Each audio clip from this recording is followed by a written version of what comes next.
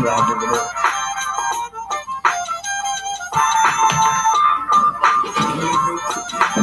Mm-hmm. That's good. That's good. That's good.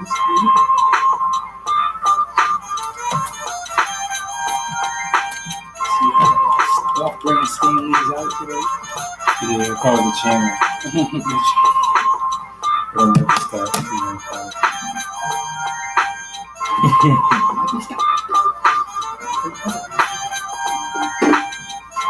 Yeah. It's good to be back.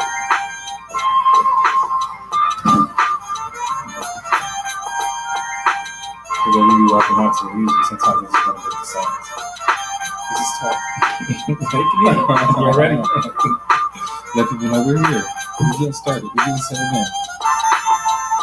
It's kind of funny because I actually like the phone bar because I can control how The volume, like here it just goes from high to low. Fade out.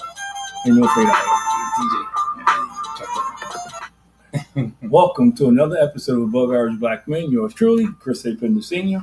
Chris Jr. After a brief hiatus, I'm back. Long. But yeah, you know, as always, here to empower, inspire, uplift the community, and yeah. And Devin Pender here to say, like, follow, subscribe, share, comment, interact. Oh, he got bass in his voice today. Yeah. Look at He that. missed you, man. He was saying your part while you were I gone. know, so it's had to stretch you. That's me up a little bit. Devin has a new title. I was telling your mom, Devin's our research person now. Yo, I love it. I've been paying attention and watching. Writer, man. And another element to the show, I feel like made me like want to come prepared and have some things to talk about. I feel balanced now. The balance is back, man. The balance is I back. feel like the dude from the Joe Rogan podcast. Jamie, pull that. The balance is back, man. The balance is Quick back. steps. So let's get into this. What we're going to talk about tonight is I find an interesting topic because I think we have three distinct, different tastes here. Mm-hmm. So I think I discovered that when we were talking about music last week. We're going to talk about black entertainment. You know, so it's kind of like a multi-layered discussion we can have. It is. So one, well, obviously it's changed, but do we think it's changed for the better or worse? You know, how we think it changed, man, and you know, is there some kind of synergy? Is there some kind of connection between, you know, as it has evolved? I'm really excited about this topic and conversation, you know, being that it's probably a world that I aspire to be in and working towards at the moment, you know, getting into the entertainment industry and telling stories. But certainly over the years, I think it's been a drastic change. You know, I think initially it was probably more a form of expression, you know, like it was an outlet when you think about kind of music and, you know, what we were doing with it at the time, like early years. But then like it began to grow and popularize, and I think it started to really form into entertainment. Like, oh, there's money in this. Like we can get people to kind of follow or rally behind it. And then I think even beyond the money, like they started to see like this stuff is polarizing. Like you can almost control people with the music. And then along came like the movies, and you got the initial like Birth of a Nation, and how that was like a movie that depicted black people in such a negative light and had an impact still probably to this day. There's some of them stereotypes still kind of being spewed out there. So I think at a point in time it became just kind of like a form of expression. Still some of the elements of that today, but I think also there's like a little bit of control behind it, and like certainly messaging that gets embedded in some of the stories or the music. And I think it's like kind of intentional, some of the things that they put in front of us from time to time. Because like media and entertainment has such a strong influence on us. I don't even think people really realize kind of the power that it has on us, just kind of seeing things and hearing things repeatedly, how it just kind of embeds or imparts its way like into your day-to-day life. So I don't know, I feel like there's a lot of ways that I can kind of tackle and talk about this topic, but I think it's changed. Like again, I'm still a fan of some of the things that are out there, but I feel like at times I'm definitely more aware than anything, like of just kind of 3 words. what's going on.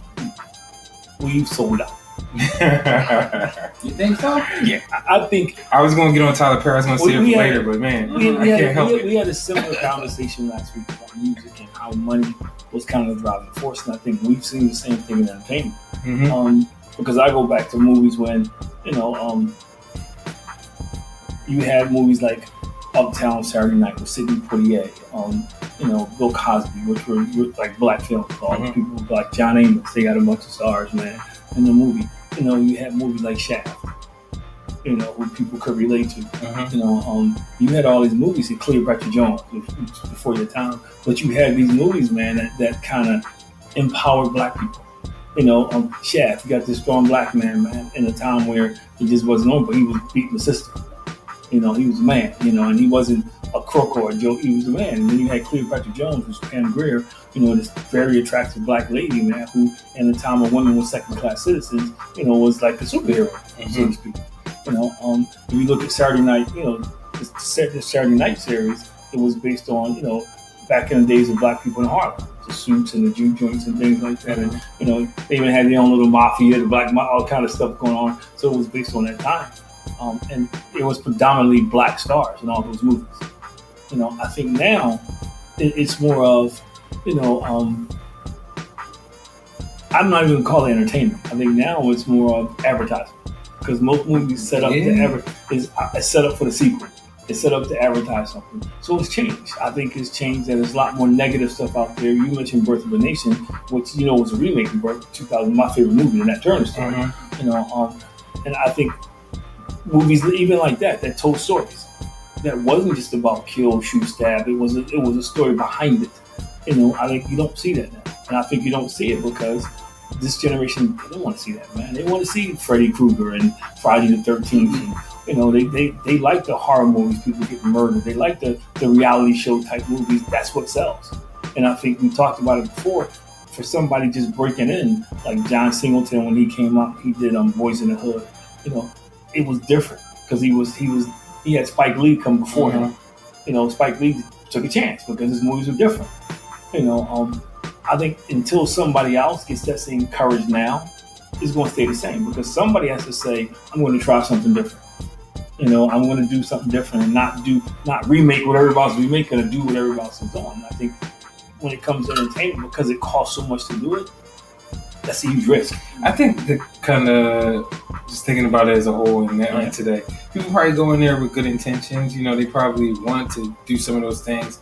They start out like that. And again, I'm probably even thinking about Tyler Perry, because he had a story or a message kind of when he got started. And then now look at him. It's like, what is this man doing? And I think Tyler Perry is a perfect example. Because Tyler Perry got started by doing plays. When I first found out about Tyler Perry, he was doing plays. And they were plays. You know, he was smart. Good run of the movies. But he was smart because they were video plays. So you could see the video team. So and I did. I enjoyed his early movies because it was a message in it. Right.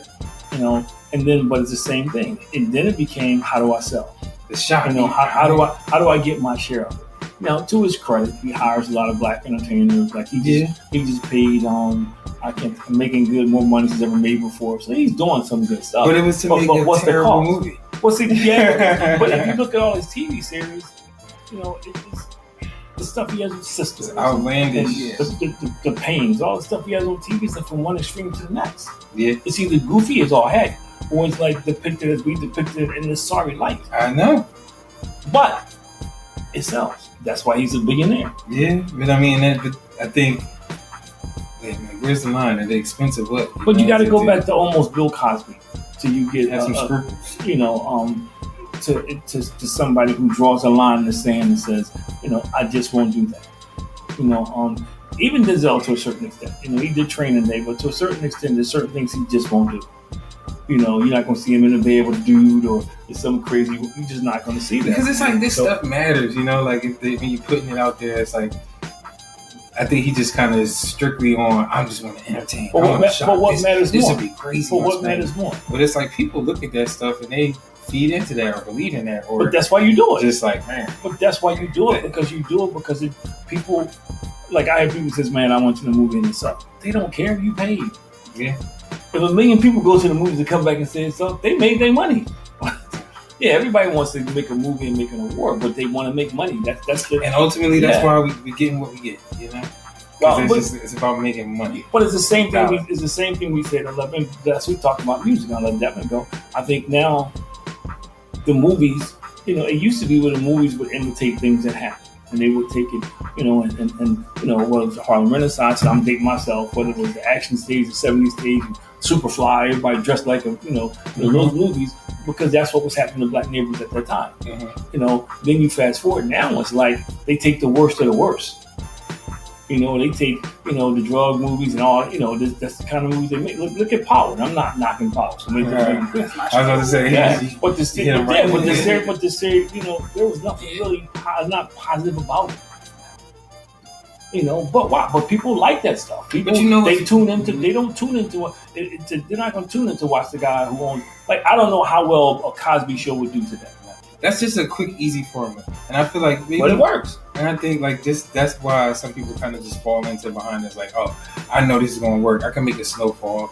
I can make a Top Boy. Yeah, I can make a Power. Look, a Go Content. People love those things. All of them very similar, So it's like, I think it's just an easy route for people to go to. But think about the shows and movies and stuff that's getting awards. They like actually telling stories. Like, you know what I mean? Like, they have a deeper meaning. It's less about kind of, they able to entertain you and kind of keep you engaged. But you said something that's key though. The powers to be, because there's movies who should win who don't win. Yeah. And there's movies who should not win, they do win, because you still have people judging, and when you judge on your taste. Mm-hmm. You're not sitting there thinking, well, a whole population likes this movie, I don't like it. I do like it. So it is a matter of power. But I also think, again, it takes courage to change the content. It takes courage for somebody to come out and say, you know what, I'm going to change it. I'm going to try to duplicate the Cosby, because I think, or a different world, those positive shows, instead of like, I think probably gonna get all. I think it's a way to do it, but it's just ways to make it more relevant and modern. Yeah, but where's it? Still hold the value. But where is the line? Because you go back and look at Fresh Prince, that the movie, the latest was nothing like the series.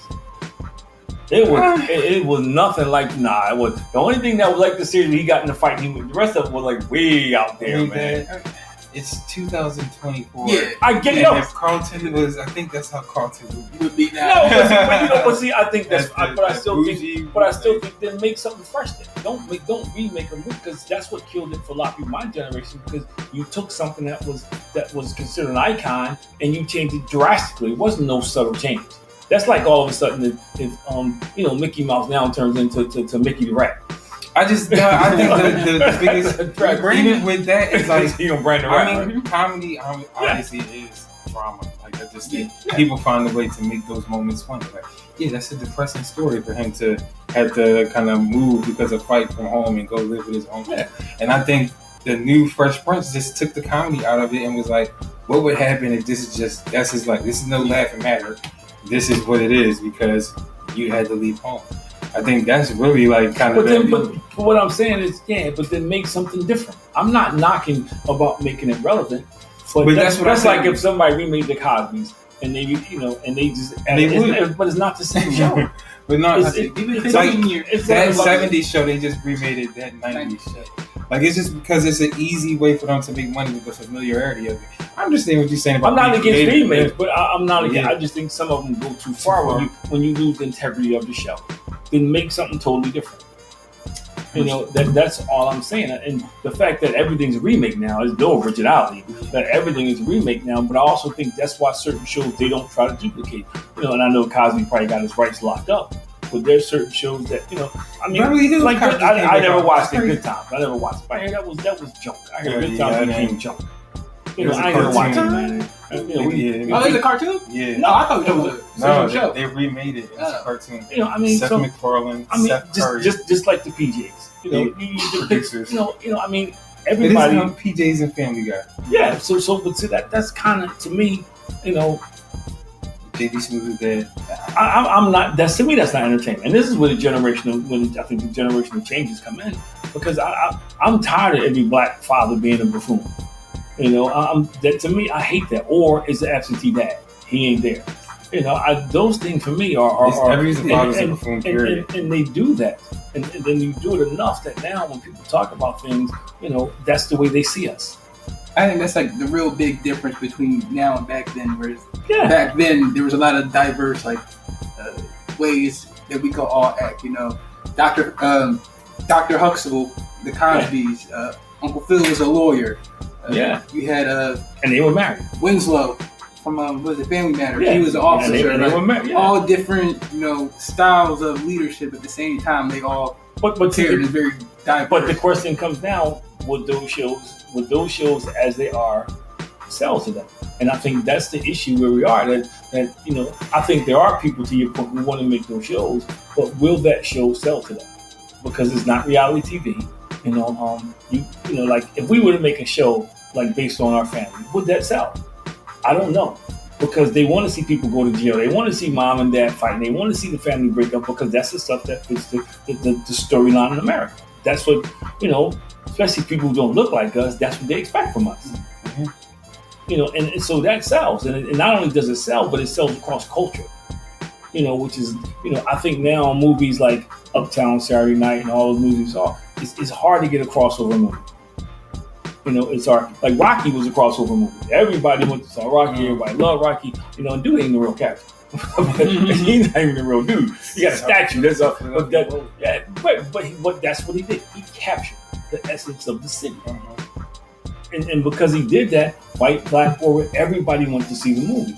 And it become not just a Philly icon, but a national icon. He was smart enough to shoot scenes in the city that, down on Christian Street, Italian Market, Pat Steakhouse. He made sure he had iconic scenes at the art museum. But he was very smart and strategic for how he did it. But that just goes to show how polarizing entertainment is, Yeah, I agree, because they still play the song. Years later, they still play the song, man. And it's not a great song. Come on. People literally come from out of town to go visit and see this statue. And it blows my mind. Like, it's not even a real person. A real character. I saw the statue for the first time about 4 years ago, and the only reason I went to see it was because a friend of mine came in from Michigan, and he wanted to take a picture by the Rocky statue.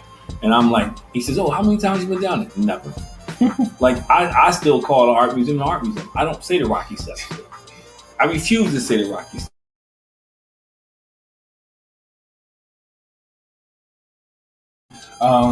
Like, how do we think those changes have impacted us? Drastically. Like, how do we see it? Like, where do you see those changes? I think impacting us the most. And what is it? The music? Is it the media? I know more people that see themselves as ghosts than like. It's a combination. I had a situation in that, 2 middle school kids, the police had to be involved. The school police had to be involved. The school district, because they threatened to bring a gun. Oh my God. So hold up. And it got so bad where one kid, he told the kid, "I'm going to come to your house and shoot you." And let me tell you how TV plays a role in this. And he had to get his off of TV. The kid's mom took a picture of her son in the water club, and the other kid who said it leaned up against the wall, smiling, and said, like, "I got you now." Middle school kids. So they see this stuff on TV and they think that's life. Yeah. They think that's life. And this you talking about a fourth grader going to the fifth and the fifth going to the sixth. Wait, what? Yeah, that's what I'm talking about. So I think we don't understand the impact it has. Or these young girls who mimic what they see on TV because they think that's okay. And then you got like Tyler Perry. I mean, is that a matter of people glamorize that stuff? Getting exposed to that early, like letting people. Definitely. I'm sure there was things out when you were a kid that probably wasn't appropriate or of age to hear or listen to that. No, I had to sneak, first of all, because there's no way it was coming. My father was very strict, and the amount of time we, just like y'all, what you looked at, we monitored. Yeah, that's when you went somewhere else, we couldn't do it. But now, now it's more. Now they're being bombarded with it because now everybody got a phone. You playing the video games. You playing Grand Theft Auto and all those video games. Now you listen to the music. Now you look at it on TV. Yeah, it's becoming, and then social media. They can be constantly bombarded with a message. It's like advertising. If you hear something over and over and over and over again, subliminally is in your head. Mm-hmm. It's like if I smell a certain smell, I think of my mom. Mm-hmm. My mom's been going for a few years now. Same thing. There's certain things I do when I think of my dad. I don't do it on purpose. It's the same thing. A song will come on, you think of it. Like I was playing around yesterday, and Marvin Gaye came on Sexual Healing, right away. You start thinking about, man, I remember when this song was a song. Or I was hanging out with some of my friends, acquaintances, whatever you want to call them, from the class reunion. They were playing a lot of songs from the 70s, because that's when we graduated 79, that era. And it's like, man, it's bringing back memories. So when you constantly put something in your head, eventually it begins to come out. Tomorrow I'm doing a Bible study. I'm going to be talking about image. And I think nobody's watching this is going to be there. So we talk about image. So we talk about image. And I think the thing with image is we are so convinced and so tied into image being an outwardly thing. But what we forget is what we put in ourselves that shape our outward image. That's the problem. That's the problem. So people look at this stuff, man, and it's shaping them. I'm cursing because all you do is listen to curse music. Today I was fourth and fifth. Come on, dude, y'all. When I was that age, first of all, my mom would have kicked my butt off. I still can't get past. You said it's fourth or fifth grade in post house. Well, fourth going to five and five going to six. And in the sixth grade, you're standing like they're about our size. So you can see them in the back of the picture standing like leaning up against the wall. That's kind of big. Smiling like this. Well, they big. They are big now. So even the time you've been to school, they are big now. It's not. Those days are gone. I laugh and joke because when I was in high school, there was very few girls who were actually well endowed. Now, you're talking about middle school kids, so it's changed.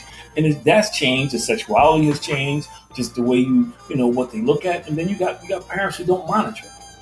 So if you go back to entertainment is very powerful. And that's why you see people paying people to wear their stuff on shows. Why? Because they know people are going to watch the show, and I like the show, and I'm constantly being bombarded by Nike. That's right. Everywhere. They're strategically doing it. Before it was a point in time where they were like trying to hide the brands. Yep. Now it's like they used to hide, but and now in your face. Like Dove soap, you would never see Dove soap. The box that says the car would. They would never show you the brand in the car. Now they zoom up on it right before it pulls off. No, it's a Porsche. Yeah, So entertainment, we just don't realize how powerful entertainment is. Mm-hmm. And as people are minorities, we need to understand, because it's very detrimental to us, because a lot of people who don't look like us, entertainment is how they learn about us. Yeah. So people do not realize or understand that. I think I learned that kind of more so in college when I went to Mansfield, got away. Yeah, college teaching, you meeting people who never really been in front of a black person before, or somebody from the city, and it's just kind of mind blowing that they have these notions that they picked up from TV, and they'll say it like, "Oh, I see it on TV, I've seen it on the news," or like, "Oh, I just heard," or like, "That's what just people say that," like, but I've never seen it. Like, we live in a bubble. Everybody lives in this bubble, and it's just even ourselves included. Like, we can't even fathom or imagine sometimes that people don't understand just our culture sometimes, or just our way of being. But then, it's really a group of people out there who don't understand. Like, they really don't understand, don't get it, don't care to, unless they have to, encounter it. And like I said, I use the example of college, because that was just kind of blending cultures out there. Yeah.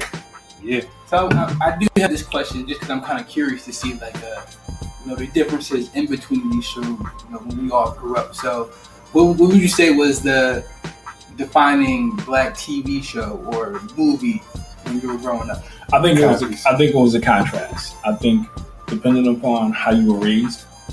For instance, the Cosby's versus Good Times. There were some people who gravitated to the Cosby's, and there's some people, black people, who didn't believe the Cosby's could be real. That you're not going to have a doctor and a lawyer, and the kids don't do anything too crazy buck wild. They live in a nice house, and and they speak the basic language. So, and then some people relate to Good Times. For me, when I watch Good Times, to me, nothing good ever happened to them. Every week, something bad happened. Then when something good happened, it turned into something bad. It was a sense of hopelessness when I watched Good Times, because it was like they were never going to get out. So that was one show I think that really those two shows that kind of depicted tensions. I think growing up watching the Shaft movies, Cleopatra Jones, because Black Power, those things had an impact on. I could go down a list of movies I think that I watch. If I fast forward, you remember when you were little, I had the Nat Turner shirt. Mm-hmm. So when Birth of a Nation came out, You know, it was like, wow, you know, they're actually telling the story of somebody who didn't lay down and fall and was educated, you know, and understood certain things. You know, unfortunately, was a sense of black betrayal in that movie too. But, so that was an impactful movie. Just watching some of the comedians morph. You know, a guy like Richard Pryor. You know, Eddie Murphy. You know, watching those guys, man. You know, it was kind of amazing. I wasn't, you know, and then I wasn't saved, so the language didn't bother me. But it was kind of amazing watching them because they drew all different races of people. You know what I mean? They movies drew all different races of people. It was like, you know, when you saw Shaft, and those movies were predominantly African American, but when you saw movies with, you know, Richard Pryor or Red Fox or the comedy kind of movies, they drew all kind of people. You know, it was like, wow, you know, comedy does unite. You know, and that kind of impacts me. There's one movie, and I can't think of the name of it. I want to say it's oh man, it's not Look Who's Talking. I don't know. It's a movie with Don Cheadle in it, and Don Cheadle played this radio guy. It's a true story. Talk to Petey. Yeah, Talk to him. That movie, you know, probably not seen by a lot, but that movie had a huge impact on me. Yeah, it was a great movie. Because, you know, yeah, that movie, I was like, wow, man, you know, we all think we gotta, you know, these grandiose beginnings. You know, the dude came out of jail, you know, and he was able to carve a niche in the world with somebody who later became his friend, right, who thought he was a despicable black person, you know, and then the fact that being himself, he was able to captivate a nation. Like when the assassination came, he had to go in the air and calm him, you know, so that stuff is amazing. You know, there's the movies, again, when I watch, y'all make fun of it, but the life story of James Brown. You think how James Brown catalog, he was the first guy to own his own catalog. I mean, you know, not Cadillac, catalog. Don't make fun of the movie. Well, well, you know what I'm talking about. So I think those movies to me, man, were like, man, you know, they were older movies that really had an impact because they showed black people, you know, in a positive light. You know, but it showed the strength of black people. It wasn't like they born with a silver spoon. No, they had to fight for what they got, and not only did it show the strength of them, but it also showed that it didn't make them bitter. I like what you said about showing the strength of black people. Yeah, because I feel like that's where we're probably like lost at this point in entertainment. Honestly, I'm like even just trying to think like of a movie that kind of did that or like harnessed that, but it's always like I hate to say it, like almost like the white savior or this some other trope coming in and saving and showing us the way. But I mean, like, is it funny because your mom's a big Star Trek fan, you know, and she likes the Terminator. You know, she's like, my mom was too, so I kind of ironic how they kind of had the same thing. They were entertaining to me, but I was the guy that saw the movies and I saw the bad side of it. The bad side was there's no black people in the future. You know, or they deformed. I was about to say, they the march can't see. And that's when I saw it, and that's probably because at that time I was into Malcolm X. You know, I was never a Muslim. I've always been a Christian, but I was into Malcolm X because I liked what he stood for. And I say it now, he was going to die for what he believed, and you can tell me, everybody want to do that. And he did see the light at the end. He came on the end. But when I'm watching those movies, like, yo, Terminator, the black person, the only black person in the movie, he created something that destroyed the world, and he died. Yeah, if you go look at Star Trek, you know, one of the long running black characters, he betrayed him. He was a traitor. Tyler Perry came in for his little thing at the end. You know, your only decent person on Star Trek was a horror. You know, every other black person that got killed when he went down. Like if they were beaming down, the black guy was in. You know, we ain't coming back. It didn't take much for me to figure out who's not coming back. Yeah, who ain't coming back. But then if you look at Jordy, he was blind. You know, Worf got a butt head. You know, and no, I'm just so to me. That's how I saw those movies. Like, I never saw me in those movies. So I mean, I watched it. I saw it wasn't never really. And like your mom likes John Wick. You know, and John Wick is very strategic about integrating black people into the movie. Yeah. You know, you had the one guy that worked in the hotel, and then you had Common, you know, but they both died. But everybody nowadays. The one who's surviving is Lawrence Fishburne. There's a conversation that I watch with Lawrence Fishburne and LeVar Burton, and it's very enlightening.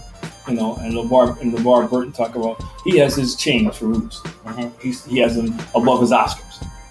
So Lawrence Fishburne was like, yo, I don't get it. And he said the reason why he had it because they remind him, you know, that even when we think we're free, we're still not free.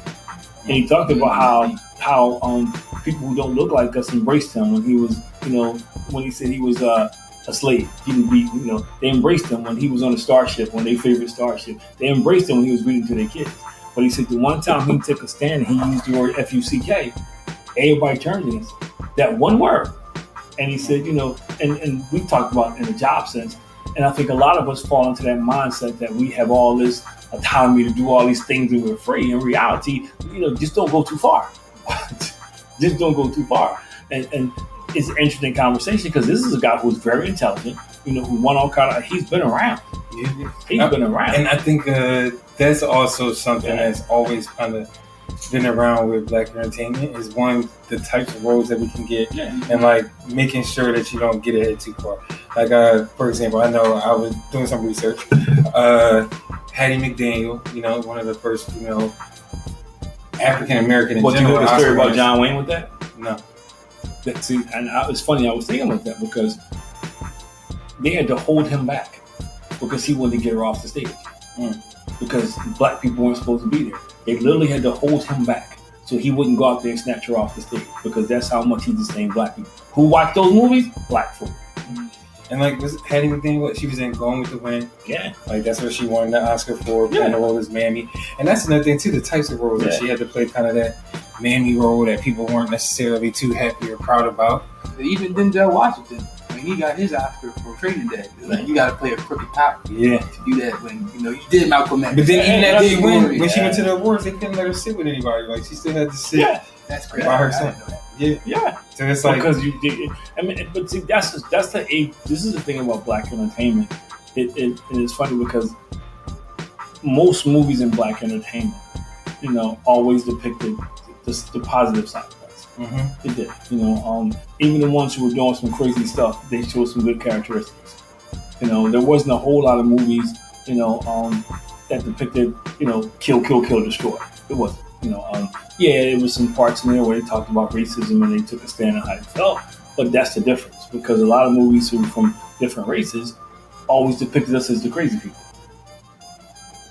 We weren't depicted in a positive light. And one thing that those movies did back then was allow people to see us in a positive light. Yeah. What the Cosbys did was open people's eyes to another part of America. That there are African Americans out there, people of color, who are successful, who kids do go to college.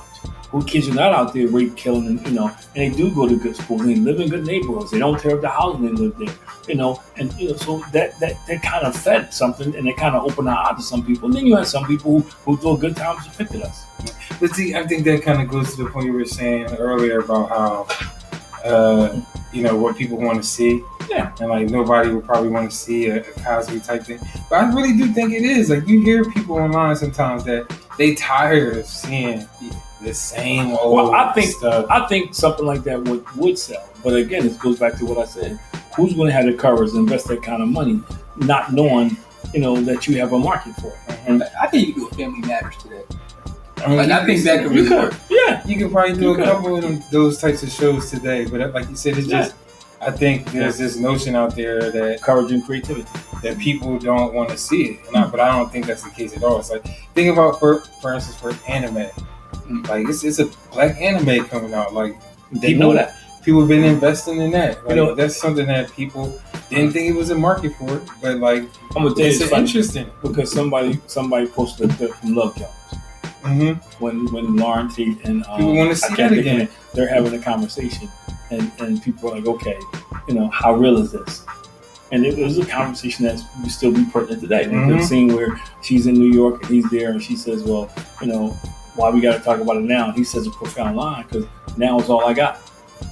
He was like, yo, now is all I'm concerned about. But you don't have, how many movies with riveting scenes and like, I'll be back is a classic line.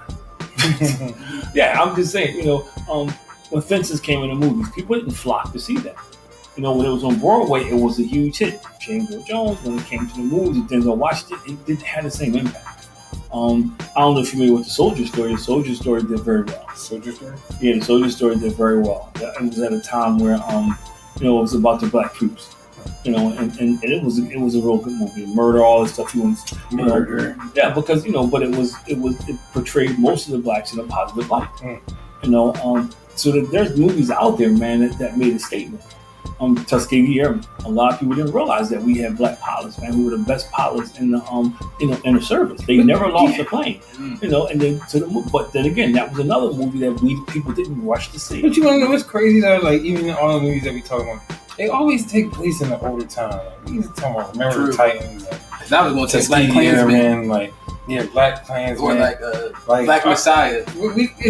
We have no, I would say, current movies that I feel like have like a positive spin or outlook or approach or anything. Like, but I think even just thinking about that, I was like, man, we have a lot of movies that take place about older stuff.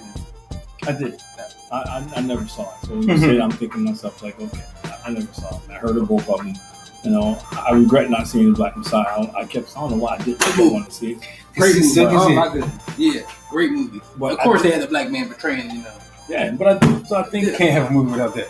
But I think part of it is we don't understand the power of entertainment. I think for some reason we don't get it, the power of images. Mm-hmm. You know, the way they see us on the news, the way they see us, in sports. It does matter, but we just don't see it that way. For some reason, and to your point, movies that come out with substance, we don't go see. Now we'll go see some crazy movies. We'll stand in line to see a crazy movie, but let a movie come out, I can't even recall. I love Coming to America. It was, even though it was kind of funny and crazy, but Coming to America was one of the first movies that depicted Africa in a positive light. Then they have them running around there in loincloths, throwing spears, and the white man come in and save him like Tarzan. It didn't have that. It showed Africa in a positive light. Black Panther was a powerful movie. It was a powerful movie because Wakanda. We know it's not a black movie because it's Marvel. We know it's not a real place, but it represented, for people who understood Africa and the riches in the continent. It represented, it was close to what Africa is. How they came in and took our resources and they had stuff that nobody had. The pyramids and things like that. Anyway, what's up? Those things were things that we had in Africa that, they still can't duplicate. Medicine. All that stuff came from people of color. So Wakanda was like, hey, but to your point, there's not a lot of movies, man. And you got a point there. Can we say it's a black movie because Marvel, but it was based on a black place. We just said that was a fake place. Yeah, but people who know their history can relate to it because that's how Africa was when Caucasians discovered it. They came in, they took the riches, they took the diamonds, they took the gold. Yeah, they got the resources out of it. And they had resources nobody else had. So it was kind of, a similarity there. But I do think, it's about money now. Some of the stuff I see makes no sense. Like, who wants to see a movie about Teddy Ruxpin? The real Teddy Ruxpin wasn't that funny. Yeah. I don't know if you remember, you had one.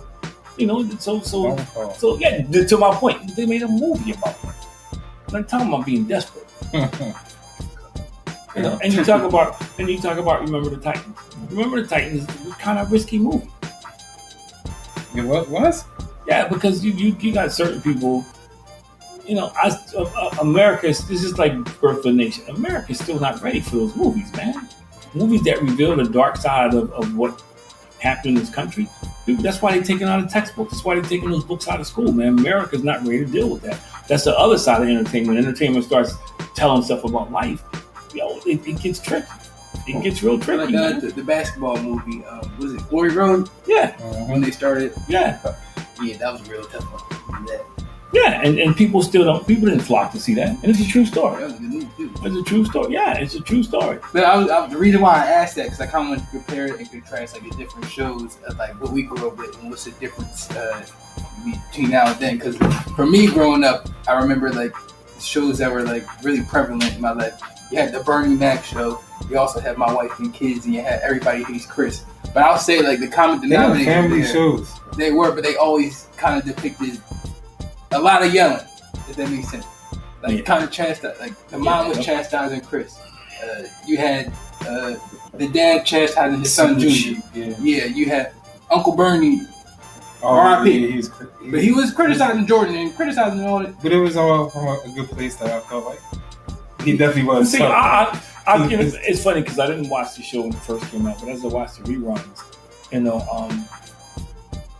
I could appreciate Bernie Mac show because, He was stepping up one, wasn't his kids. and he was learning how to be a dad on the job. Yep. Yeah. You know, and he was very open and transparent about it. You know, it wasn't like I'm gonna write a book on being parenting. He did. He made some mistakes, but he did some good stuff. You know, and he made it honestly. You know, so and he didn't lose himself. He didn't start acting a certain way. He was Bernie Mac. You know, so I think I can relate to that. You know, everybody hates Chris. I thought it was a stereotypical family. The mom is really in charge. Dad just work, don't say much. Mom is the loud one. And that's not, I think it's stereotypical, man. That's not the average, but that's what's put out there. So I mean, he worked 5 jobs all the time. But it was entertaining. Yeah. You know, he never spoke. When he spoke, it was wise, but he just hardly ever spoke.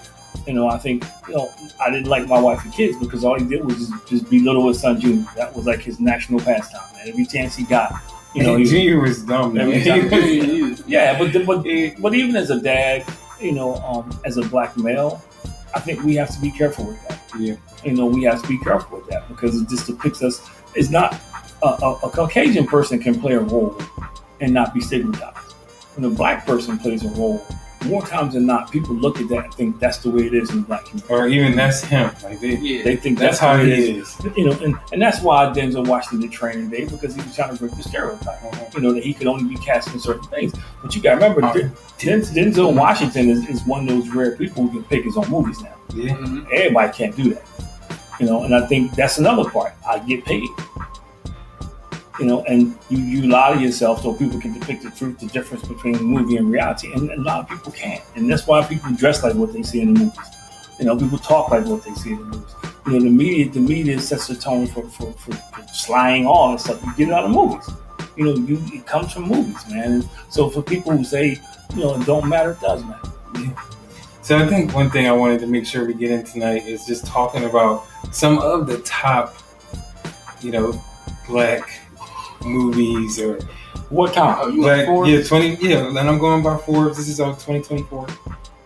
Top 25 black movies of all time. 2024. Yeah, this is done this year. This is based on this year, and this kind of proves my point to say too. Like in terms of a lot of our black classics or the black good movies that we like to see or paint us in a positive light are all from a certain time era. It's not really, you're not going to see too much based off of something that's going on already. Yeah, you're 25 and number 1. I know, number 25. Do the Right Thing, Spike Lee. I mean, see, Do the Right Thing was before his time. Again, Spike Lee. 1989. Spike Lee had the courage to do something different. He had to do something different, man. So I would put that on it. Yeah, but I think that was a movie when it was done. It was based off of kind of the time period. It was. He captured his neighborhood. Mm-hmm. Yes, and that's again goes to the point I'm saying we don't have much like that right now that captures our neighborhood kind of in a positive light. Superfly, I mentioned that, Wayne. 12 Years a Slave, number 24. Oh, I don't see, but see that movie. It's another movie that didn't get a lot of play, but I thought it was an excellent movie. I like the movie because it's 2013. I think the reason why is that people are tired of seeing slaves. Like, I'm tired of seeing that's a slave. Yeah, but it was more to the movie than that. And what other movie did you see itself slavery?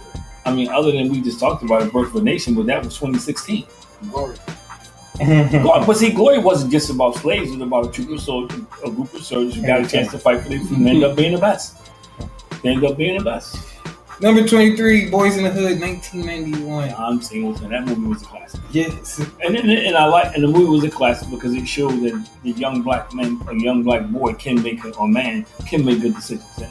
And he was raised by a single dad, and it was a positive situation. Yeah. So it was a good movie. That's a classic. That's a good movie. I can agree with that. Like, that one to me was like really just that was telling the story. Man, I can't believe that's number 22. But that was telling the story. Like that, looking inside that neighborhood and what that young man was going through. Yeah. But number 22. Yeah, I don't know. And this is where again black movies Set It Off, 1986. Portrayed black women. I agree black women on his highest level. I agree black women on his highest level. 21 Moonlight, 2016. Didn't watch it. Yeah, I've heard of that. But I did hear I heard about that it was pretty good. Number 20, Black Panther. I can't believe that is that number 20. Number 20? You want it to be higher? Yeah, because Black Panther Black Panther. There's very few movies that come out and they start a trend, and it started a trend. People actually were talking about what kind of was it real? Everybody walking around with it started the trend, man. And even now, I mean, when he died, people were mourning like they knew him. You know, I mean, it was a trendsetter, and every movie doesn't accomplish that. So I would say that is kind of low. That could be higher. Barbershop, number 19. 2000. Which one? 1, 2, 3, 4. This is number 1. Now I'm it was a spin-off of Beauty Salon. The first one was good. I mean, but then again, Barbershop was a movie that captured the old school barbershop. Where the conversation was meaningful, you had the characters in there, you know. Yeah, so I could see Barbershop. Number 18. Poetic Justice. Janet Jackson. Yep, 1993. That's another cultural one. I think, but what that movie managed to capture was you got this Janet Jackson, who was this R&B pop star, versus this clean cut R&B pop star with Tupac, who was like thug of the world. But he was a brilliant dude. Yeah, he was. I think people got so caught up in his image that they didn't really listen to some of the things he said. Yeah. He was a poet. Yeah. I named it. I called it 17, Coming to America. Now, I would like to know why it's on the list. Is it on the list because of the comedy and the star power, or is it on the list because, to me, like I said, it showed people Africa in a different light? It's probably only because of the comedy. I was going to say, it ain't going to be because of the African part. It's probably only because of the comedy. It was just the comedy, the story. It was a great story, entertaining. Waiting to Exhale. McDowell's, that was probably one of my favorites. Number 16, Waiting to Exhale, 1995. Classic chick movie. Yes. But it was good. Number 15, The Color Purple, 1985. See again, how was that 15? Huh? See, that was like an iconic movie, man. I mean, how was that 15? You're a fan? I liked it. I didn't, but I mean, again, very seldom you get a movie, man, that becomes cultural that passes through generations, and that was one of those movies. Yeah. Everybody knows. That's the worst line. That's the only part that's terrible, man. See, but that's what's important. Hey, higher learning. Yo, Wayne, I forgot about that. Number 14, Dreamgirls. Dreamgirls. Dreamgirls is good, man. Yeah, but see, Dreamgirls should be first. Dreamgirls should be low. Come on, Dreamgirls is not. This is one of my favorites here. Right. Hold up, back up. Because Dreamgirls is really probably about the soundtrack. Mm-hmm.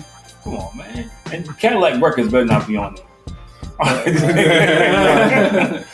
Number 13, one of my favorites. Django. I did not like that movie. What? I didn't like that. Django is a classic. Classic what? Classic movie with the seller Uncle Tom. It's Candyland. Django. Why? Did you like it because he was rebelling and just killing everybody? Yes. It's a great action movie. I'm sitting here with you. Coming back to save his lady. Help me, somebody. Like, what? Go ahead, all right. Django vs. Candyland all day. Number 12, Till. About Emmett Till. And I also think I didn't see the movie, but I think it should be higher. I think it should be. That's because I think that's the relevant story. But see, the problem is it didn't get a lot of people. A lot of people didn't go see it. It wasn't a box office smash. And again, I think because this generation is not ready for those type of movies. For one, because they stupid. Because you always, if I lived back here, I would do this. But you wouldn't. You in the same category. I think two, so they just don't want to be exposed to it, man. I mean, the same thing actually happens today. It just looks different. But that's why you don't look at the movie, because the movie reminds you that, man. There's black people who don't think it's racism. There's black people who think, everything is still equal, and it's not. But I think that's a movie because it told the story, and it told the dark side of America. It told the side of America that they're constantly trying to hide.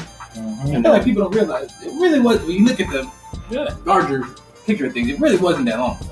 No, she just passed not that long ago. But it's easy for people to put stuff in the past, and things like that because it makes them feel better. But the problem with it is, I think you need to know the bad parts of your history because that's how you grow. Napoleon Hill said it best. People don't know the history of Dream Repeat. You just blew past your favorite movie, man. I've been waiting. I just wanted to see what's next after that. I see Creed is. Again, number 11, Creed 2. My question is, what's the criteria for placing these movies? Because you can't tell me Creed 2 is above The Color Purple. I think they're doing it's above. Yeah, come on, man. Part of it is the money. think part of Yeah, you can't tell me it's above the. I mean, And it this was is a great Forbes. fantasy movie. It was a great This fantasy is movie. Forbes. It's probably like one of us in the room going I through. am Yeah. Like number 10, Descendants. Number 9, King Richard. That was a good one. Another good movie. I can see that in 9. 8, Black Klansman. That been I called. tell you should watch it. Big Man. It's Number a solid 7, movie. Soul Food. Again, is it there because of the star power, or is it there because of content? I think somebody just pulled this one out because it's a cultural relevant movie for us. It's a staple. People always But it kind of wasn't. talk I don't about. think. But I don't think it was that good. And that's probably something All right, people go might ahead. want to debate you Go on. ahead. I think sometimes when movies like kind of years later pass, people give it a little bit more credit than it should have. I'm looking at number 6. This had to be Number my box 6, office draw. This had to Love be my and box office. Basketball. Come on, People man. still watch that movie and talk I'm about it. not- They both went to college. I'm not disagreeing. But number 6. Yeah, Come on, man. that's a top 10 That's movie. like voting for Casper the Ghost. I think that's a top 10 movie, Dad. Like, I think that's What, a top 10. 6? It's top 10. Malcolm X is number 5. Like, come on, Malcolm X should be higher than number 5. Malcolm X, come on, man. Let's see what's up. Selma, number 4. Yeah, that's about right. See what I'm saying? This Yeah, again. Amistad, number 3. Not 3, but I like it. Top 10. Is it I wouldn't top kick it- 5? I wouldn't kick it up. Yeah. It's top 5. Yeah, yeah, okay, See, no. Dear Number White 2, yeah, People. Come on. I think this one is That's Should the not one. be. Like, come on. like this is the one that That's what I mean. It shouldn't be there. That's So, I right. mean, it shouldn't be there.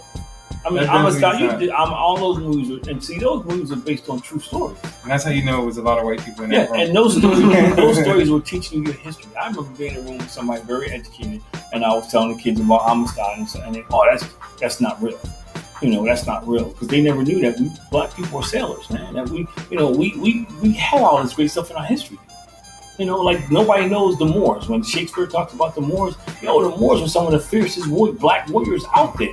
And this is the last one on Forbes. I see the questions rolling in. Who numbered these? Blame Forbes. The Help is number 1. The Help is the number 1 black movie. According to Forbes, not us. See, yeah, You can that's debate that. We definitely can talk about this later. But I don't know what the criteria. They need to put that in the notes. Like, The this Help, is the the Help was criteria. an okay movie, but to be number 1 all time, come on. Like, yeah. You want to hear this topic? Movies on this list. Yeah, I like, wanna like, hear top the 10. highest grossing black. Well, I got film movies that I of all will put on that list that's not there. Go ahead, Cultural Jack. What reset. you got? All right, so this is IMDb. IMDb. They went way farther back from me, because I've never heard of this movie. A Raisin in the Sun. What? Number It's a 10. play. It's a classic movie. It's a book, man. Come on, man. We had to read that at school. Matter of fact, See, we didn't have to read that. they redid it because Diddy played it. I guess I shouldn't be saying his name now, but I shouldn't be saying now. It was in a movie. They redid it. It was a movie. They redid it. It's a classic. It's a book. The book was a bestseller. It's an icon. Come on, what's that? 9. The Great White Hope. 1970. But I'm gonna tell you, because Jim Jones was married to a white woman, and he had to go overseas. He had to go to New York to be successful. Because he married Jim Johnson. I'm sorry, Jim Johnson, because he's married to So I wouldn't put it that high, but it's one of those movies that about history. Black Boxer, right? Yeah. Oh, okay. Yeah, he's- I think Knocking people out. Yeah. Talk about trash. Before I lay it was him. Mm-hmm. And then when James Earl Jones played him, so that even made it more of an icon. Number 8. A Time to Kill. You know about that one? I see I'm Matthew McConaughey and Sandra 1996. Bullock. And Samuel L. Jackson. Samuel Jackson. Okay. I Is that a black movie? no. They said Samuel Jackson. Yeah, Samuel Jackson. No. It was the movie was filmed in the South, and he was falsely accused of something. And Matthew McConaughey was the only one that would represent him. He was white, so people would threaten him and stuff like that. Yeah, so I wouldn't call it a black movie. It's a movie about somebody that's possibly going to be lynched. That's why it's a black movie. Are they gonna have Green Mile on her next? What's that? Maybe. That's my movie, yeah, but it ain't a black movie. Go ahead. 7. In the Heat of the Night. Yeah, it's a series now, and that's because my man was Sidney Poitier. that's right, and Carol O'Connor. So it was two classic. It was two classic people who played in that movie, man. Yeah, it was, and the series now it was classic that time because Sidney Poitier was a East Coast cop who went down south to become a cop, man. And It is some older movies that I want to watch. Yeah. Like to I don't know what's worse is that I know these movies are on the list. No, I'm I'm impressed. And I'm like actually enjoying you to be like, as soon as we do a little bit, actually that movie, blah, blah, blah, blah, blah, blah, blah. I'm like, man, quick recap with that. All right, City of number 6, City of God. This looks like a lot of in the slums of Rio, so Didn't see it because of the title. I don't know if they better. Number 5, Sometimes in April. Didn't see it. Never heard 5. Yeah, that was a 2005. Oh, you definitely seen this one. Number Hotel 4, Rwanda. Hotel Rwanda. That should have been like in the top 5. That was a great movie. It is top 5. And this one, that should be. IMDb, yeah. That should have. Why that wasn't on this list? That was a great movie. These ones are more. I mean, maybe No, because I guess they're saying And Don Cheadle was they're good. talking about American black versus African But black. Don Cheadle was good. That was a great But movie. what's number 3? Number 3 is Glory. So you talked it up. That's a good movie. No. Yeah. But the history, man. You know, black people. You know. Top 3?